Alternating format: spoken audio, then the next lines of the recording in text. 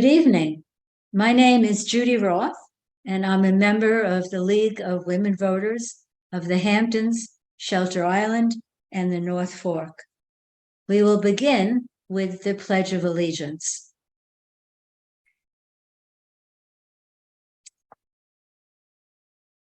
Waiting for the flag. There it is. Okay. I pledge allegiance to the flag of the United States of America and to the republic for which it stands, one nation, under God, indivisible, with liberty and justice for all. There we go. We are very pleased that the League has been invited to moderate this debate for the candidates for the Suffolk County Legislature. On your left is Manny Villar, and on your right is Ann Welker. And in the right-hand box is our timer, Sue Wilson. Just a word about the League. We are a trusted, nonpartisan, political, national organization. While we do not support candidates or parties, we are directly involved in many issues important to keeping our communities strong. We are respected for the work we do, moderating debates, and for preparing and distributing material that is important to the voters to know about for elections. This is the format of the debate. The order of speaking will be alphabetical. Each candidate will have a 2-minute opening statement. Each candidate will be given 2 minutes to respond to each question, and then 1 minute as a rebuttal. And then each candidate will have a 1-minute closing statement in the reverse order of how we began. Any questions? Okay. All right. So we have a V and a W, last names. So Mr. Villar will begin with his opening statement. Okay, I want to thank the League of Women Voters for having us today and providing this public forum that we're able to speak to the community. And I want to thank everyone that took their time out of their busy lives and evening to watch or during the day at one point whenever they watch this discussion. My name is Manuel Villar, Manny Villar, more commonly known. I'm a East Hampton town resident, Springs, grew up in Springs, the proverbial summer kid. My mom worked at Bohax in the summer times, which is where Cinderella is now. And my dad was a union cement mason, local 780. My grandfather was one of the founding members of that union. Had a wonderful childhood growing up in East Hampton. The background you see here is Clearwater Beach Marina. It's the marina and beach that I grew up in. Went on, completed college, commercial fished my way through college. Then went on with the New York State Park Police, becoming the senior sergeant in the state, retiring after 38 years. And during that time became the founding president of the Police Benevolent Association of New York State. It was New York State's 5th biggest police union. We represented members from Montauk to Buffalo. We were a state level union. Recently retired. Very fortunate after a long career to now have this opportunity to continue my public service. And I am looking forward to serving everybody here today. Thank you. Thank you. Ms. Welker? Good evening, everyone. Thank you so much for being here. Thank you to Judy and Sue of the League of Women Voters for this opportunity for an exchange of ideas. Thank you to Charles and CTV for filming this. Before we begin, I would just like to take a moment and allow us just a moment to pause and reflect on the events that have taken place in this past week on the global stage.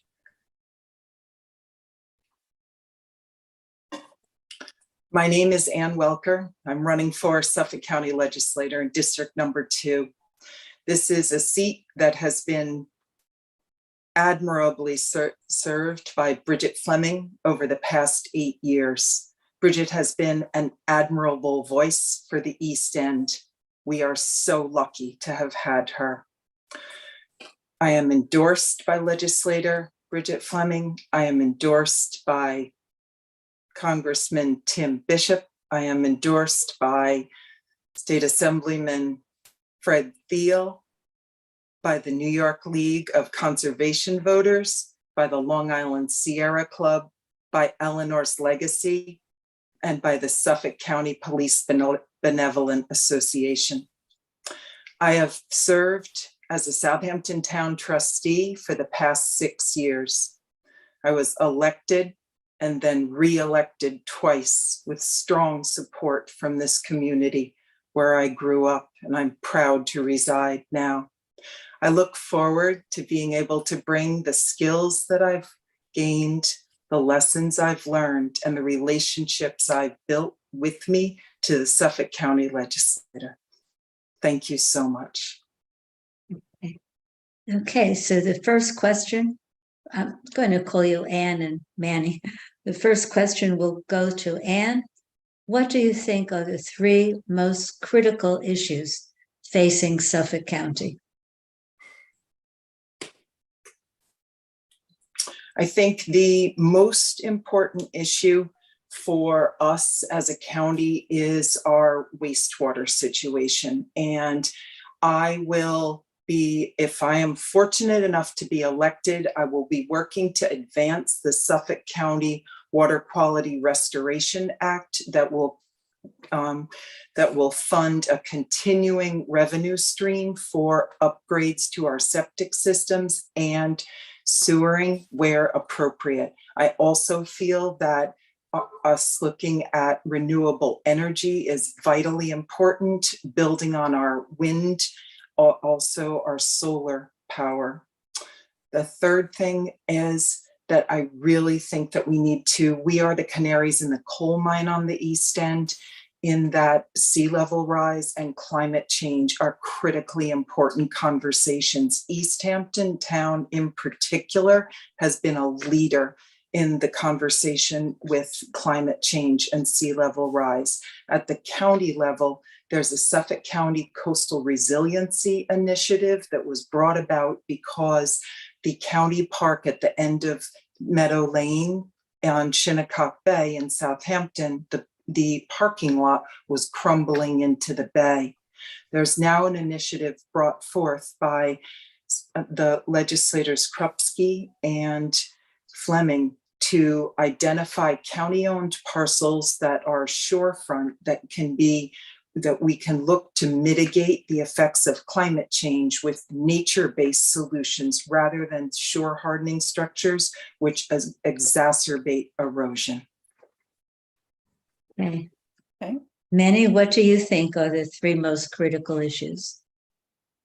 So definitely our septic waste management is a tremendous problem.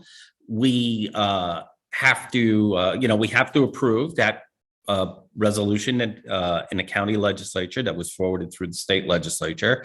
We also need to build on that because even though it's a good start, it's not the end all. We should be looking to utilize the federal clean water funds out of the $2 billion federal clean water fund for septic waste mitigation. We also have to deal with our overall infrastructure. County Road 39 is a mess. It's having an adverse impact. We have an affordability problem that doesn't only extend to housing, but additionally extends to affordable workspace. We can't convince people to use Long Island Railroad if they don't have an affordable workspace so that they can have a shop and leave their equipment and leave their tools. So we have to address multiple issues at once.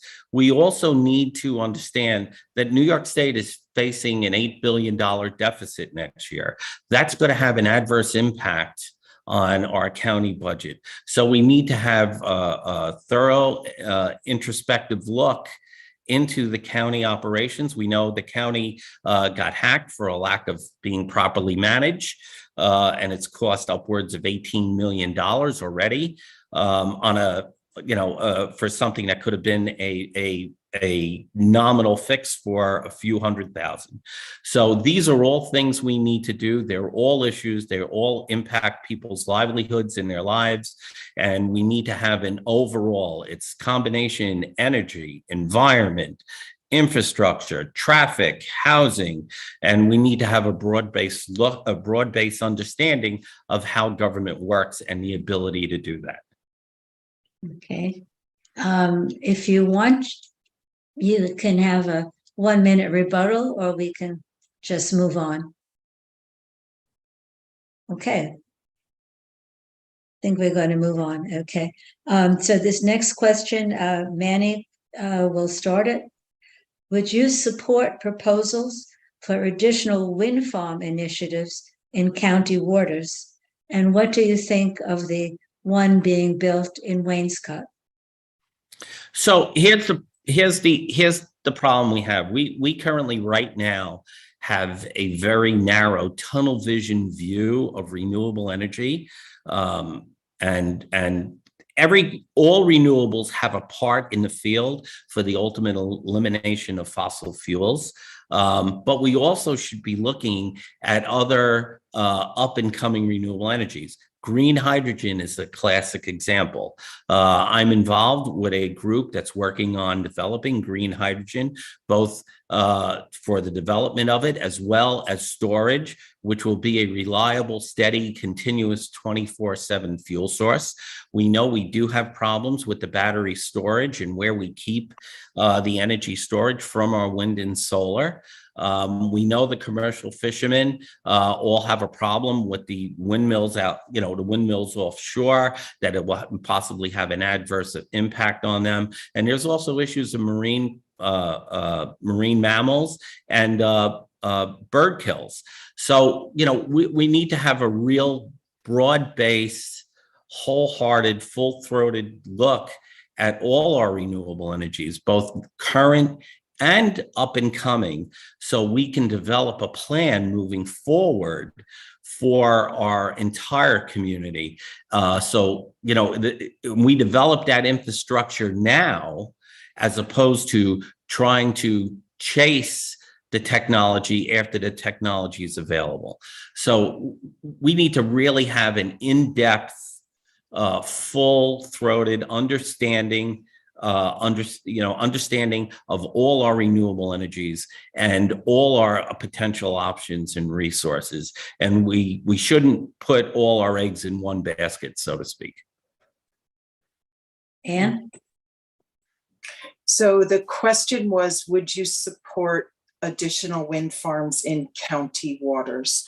Yes. So to be clear, New York State is actually New York State waters where the wind farms are sited.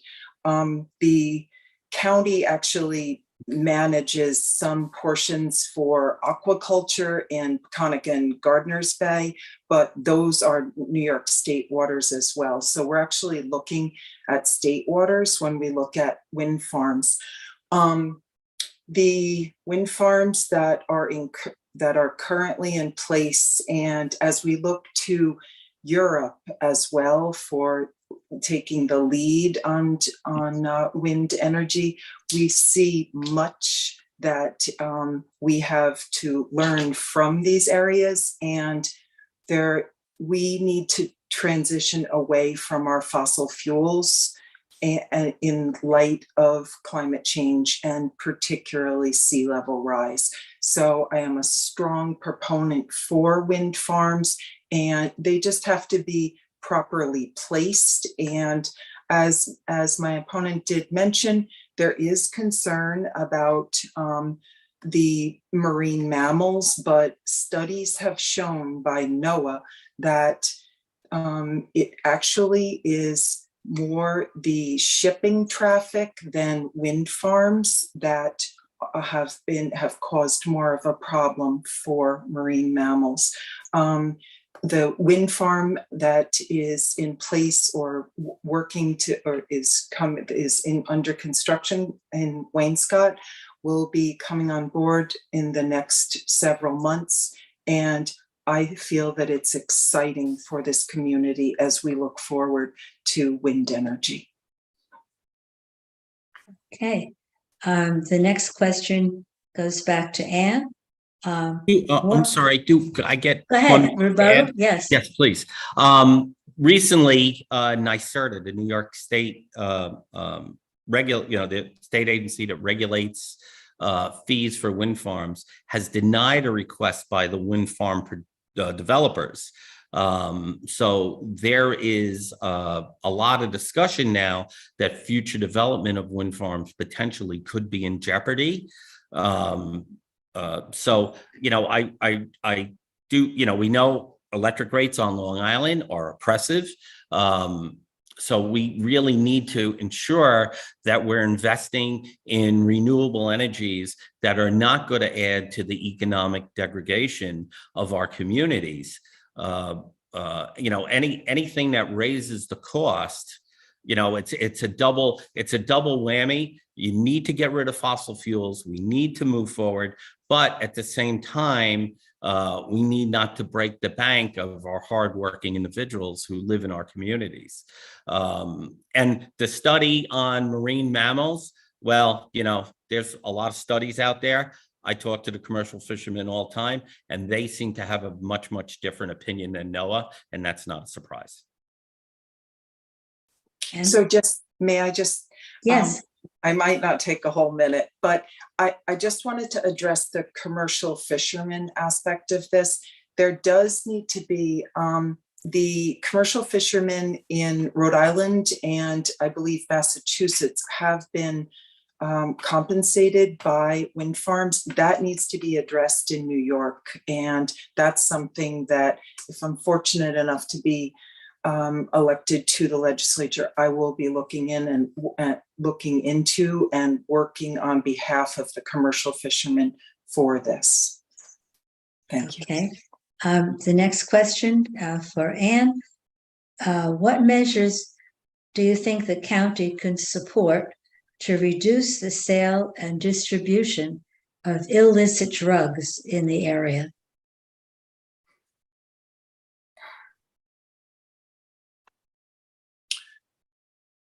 So that is such a difficult topic and a very problematic one indeed.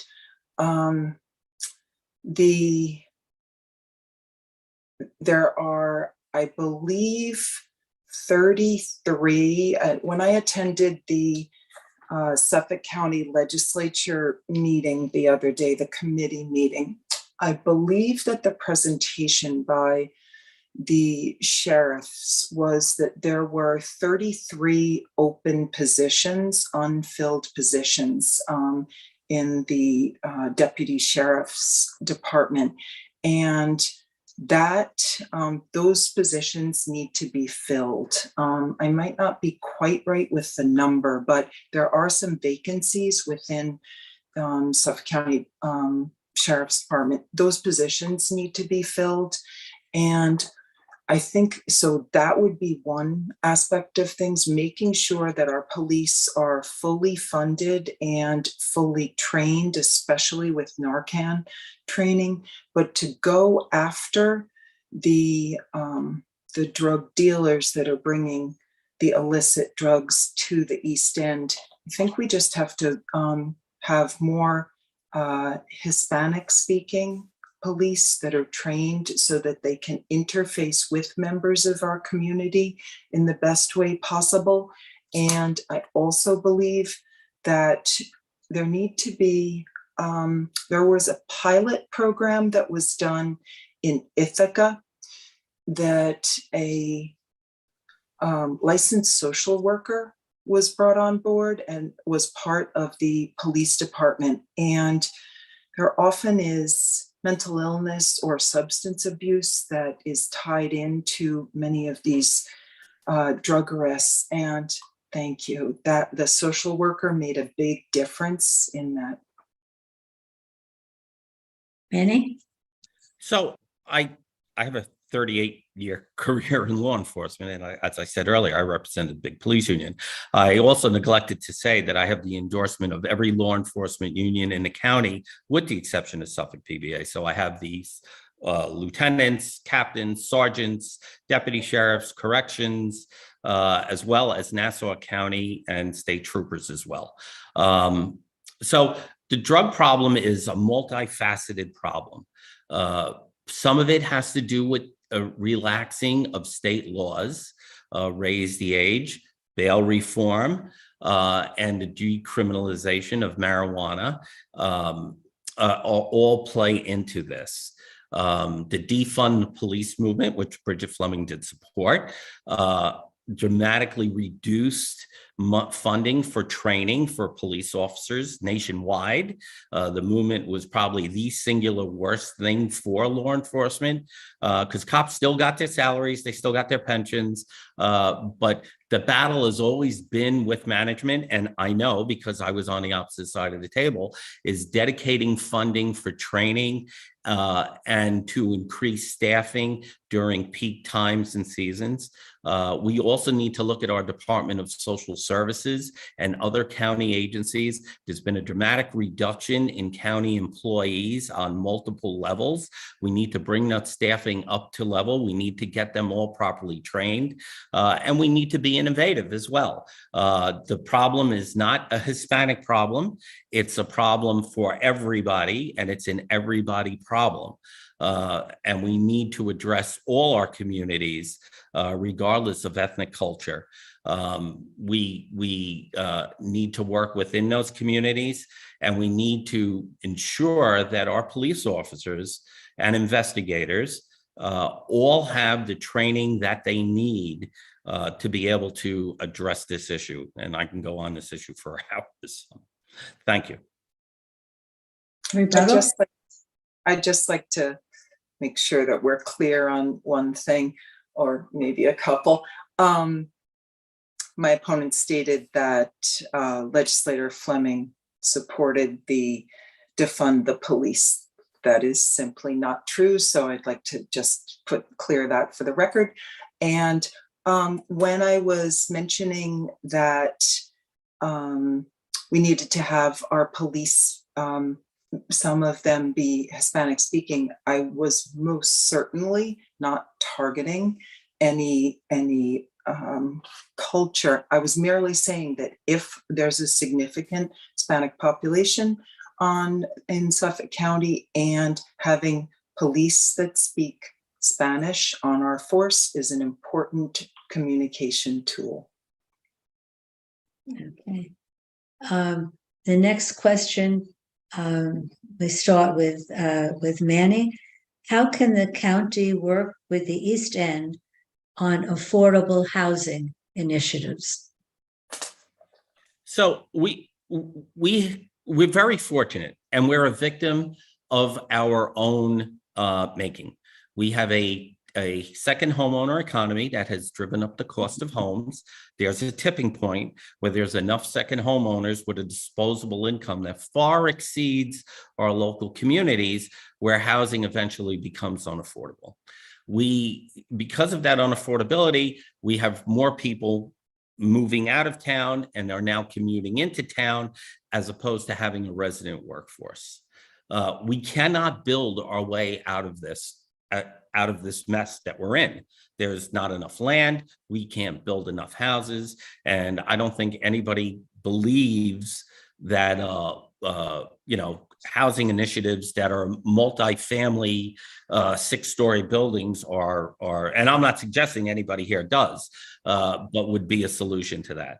So we need to work as a county to create an economic environment where we can create affordable workspace. We can create jobs that are good paying jobs, that we have a highly educated community. I have 6 kids. They all went to college. They all got great degrees.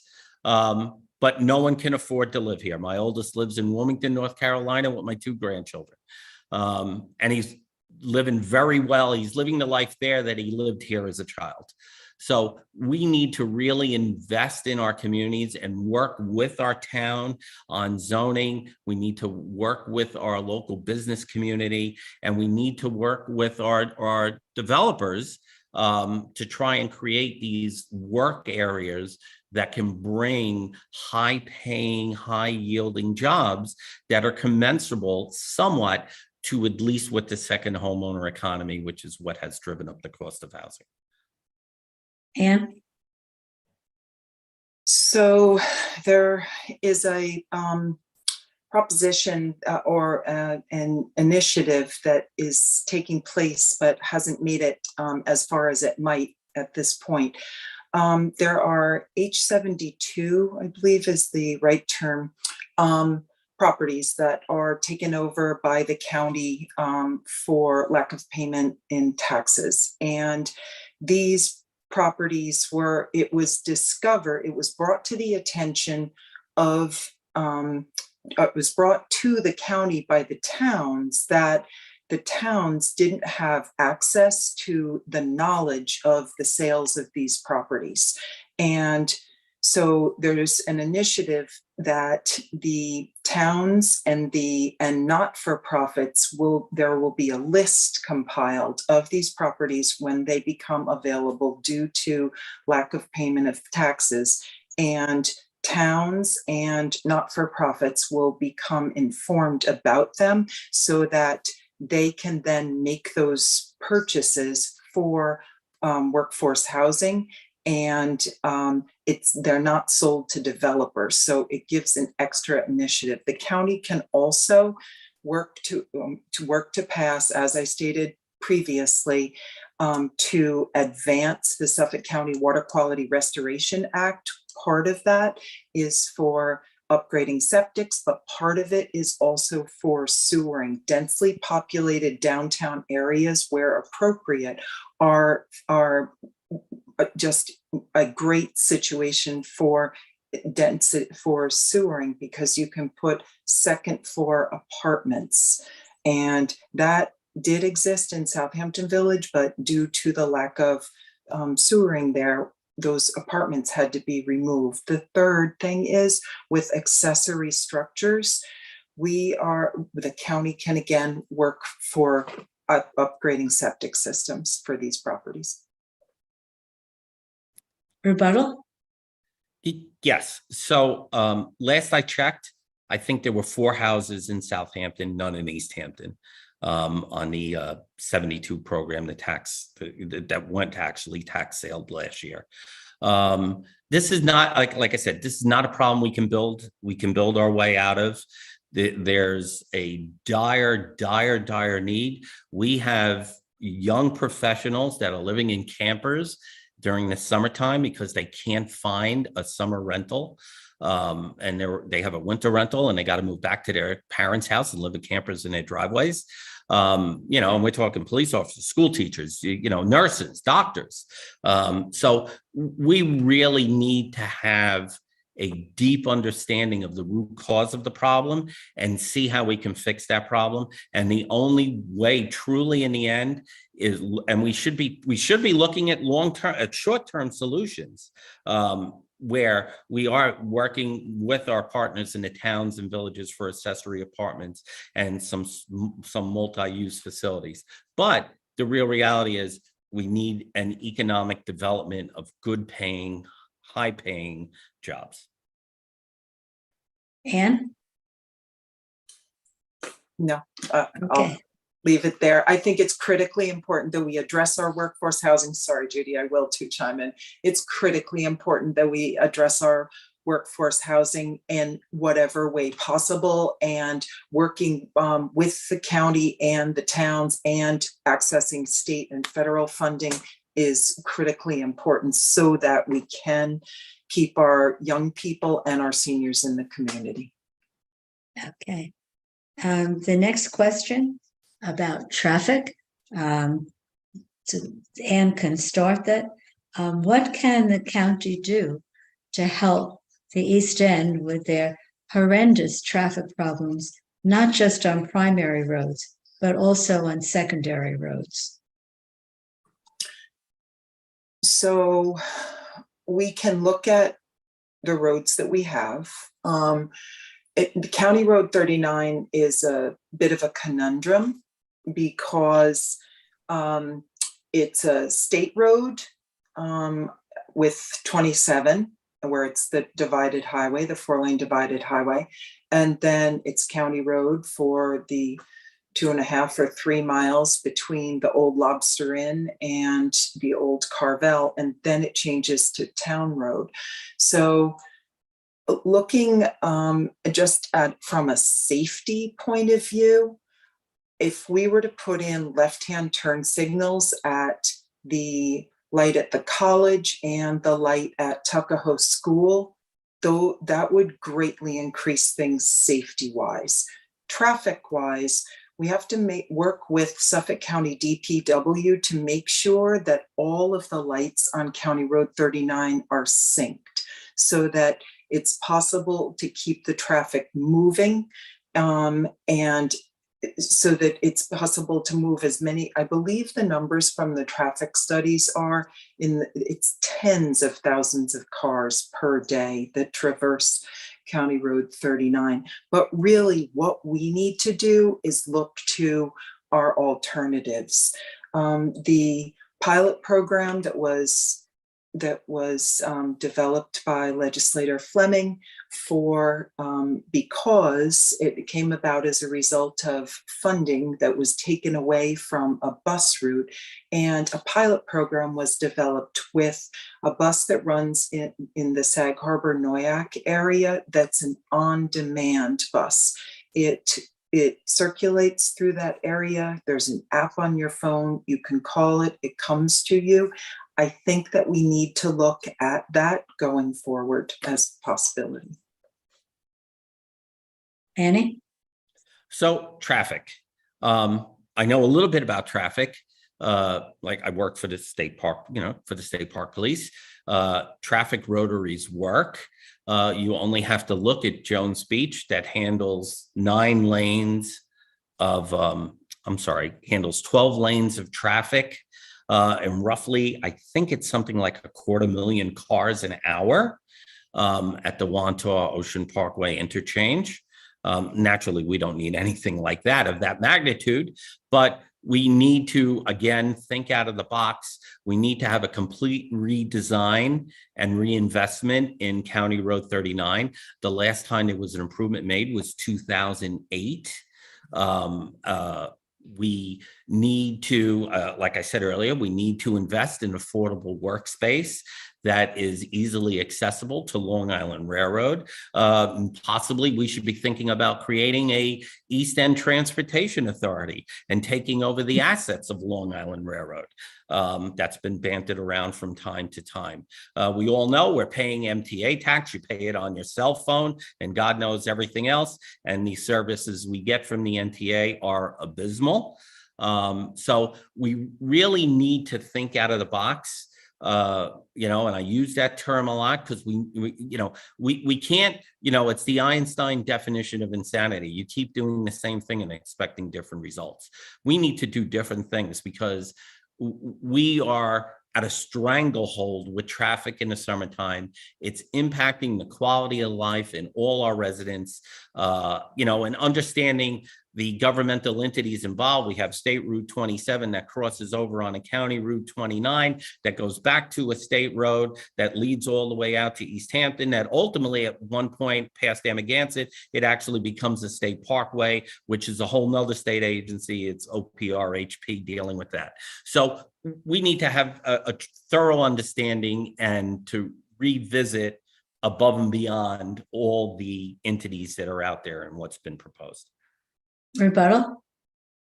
So looking to get some cars off the road between buses and also the Long Island Railroad. So Long Island Railroad is something that would have to happen with the MTA at the state level, but our railway system only has one set of tracks, so it's only possible for one train to move through at a time. There are, however, some antiquated sidings, and if those sidings were refurbished, there's one in Bridgehampton and there's one in Wainscott that I'm familiar with. And the possibility of a scoot train has been bandied about for many decades, from what I understand.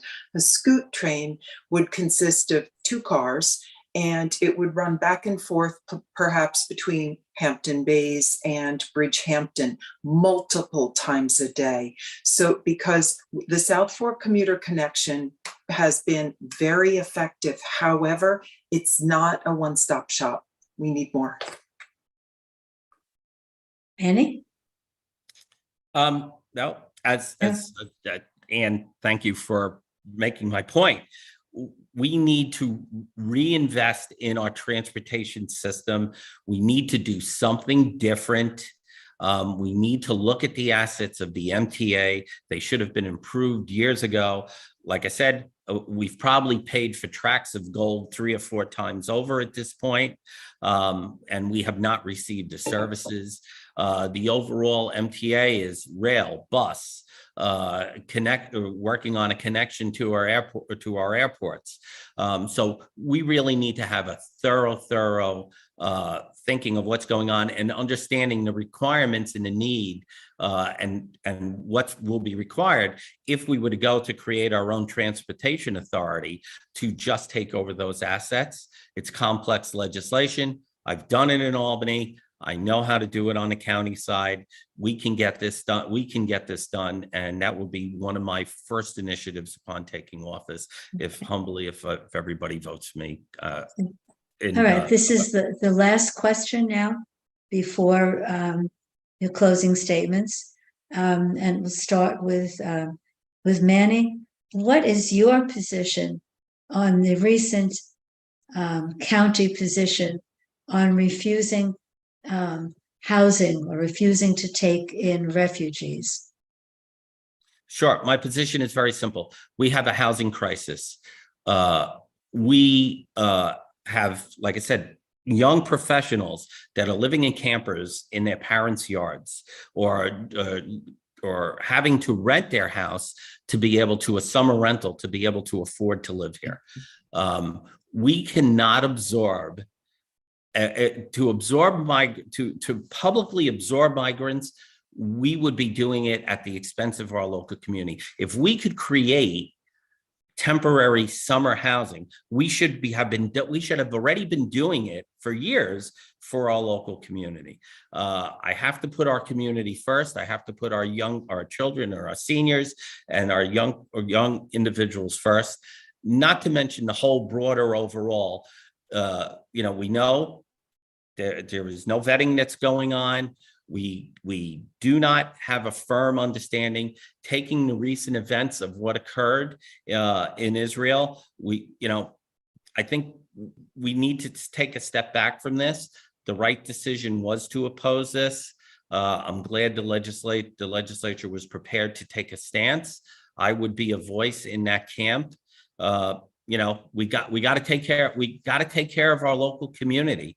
I cannot support creating migrant housing at the CDC Center, Southampton College, Grbesky Airport, or the West Hampton Coast Guard facility.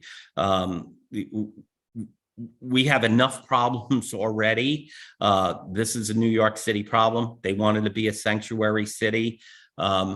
They need to deal with that and deal with that issue. It's not that I'm unsympathetic. If somebody wants to open up their homes and bring them in and bring a migrant into their homes, absolutely. But if we're going to do this on a governmental side with government funding, we need to take care of our own housing crisis that we have first. Anne? This is really a federal and a state issue. It's not a county issue.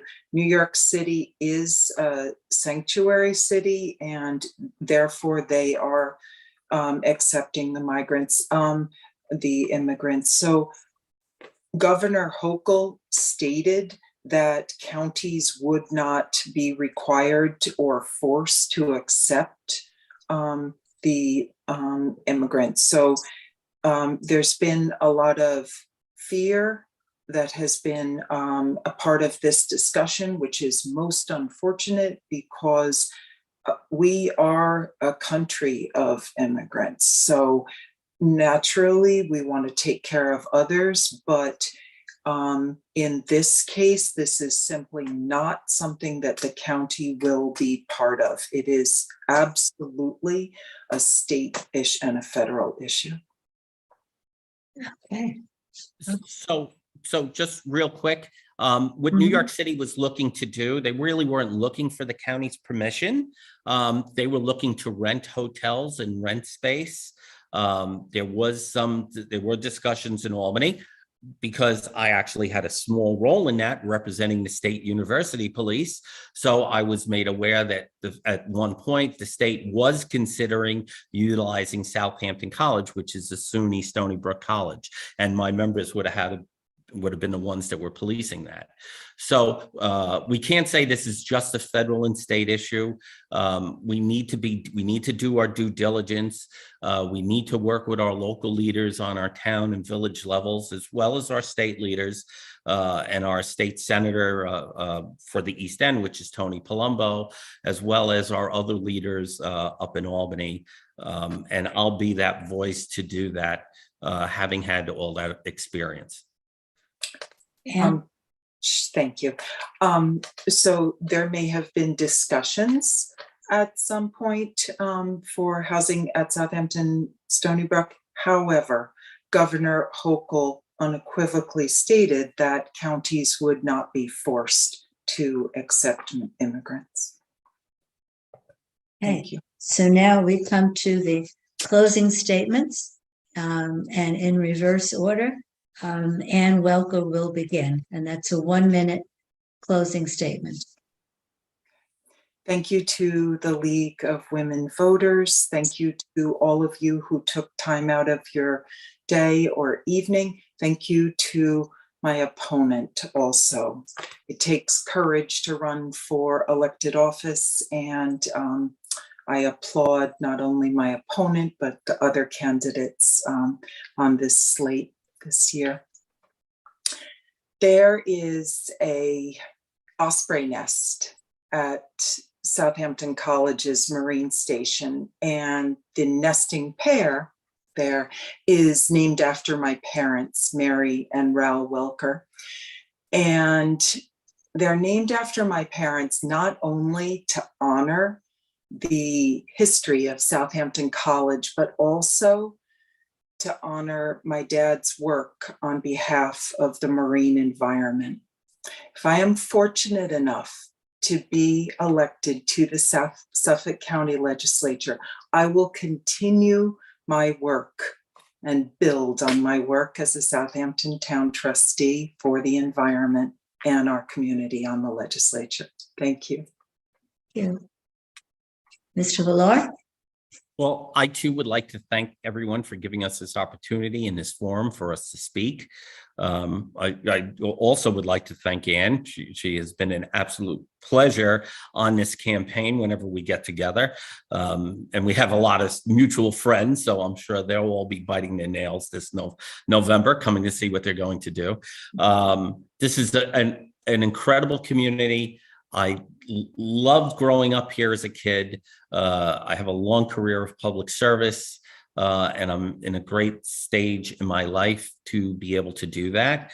Like I said, I come with the endorsement of the Eastern Long Island Police Conference, which represents all our local municipal police on the east end of the island, as well as Suffolk SOA, DAI, Nassau County, and their SOA and DAI, and a multitude of other agencies and elected officials, from Senate Minority Leader Robert Ortt and Assembly Minority Leader Will Barkley.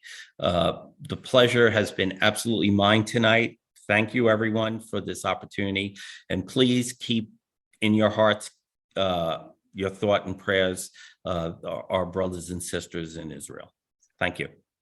Okay, thank you. The League would like to thank you both for taking part in this debate and wish you good luck on Election Day, which is November 7th.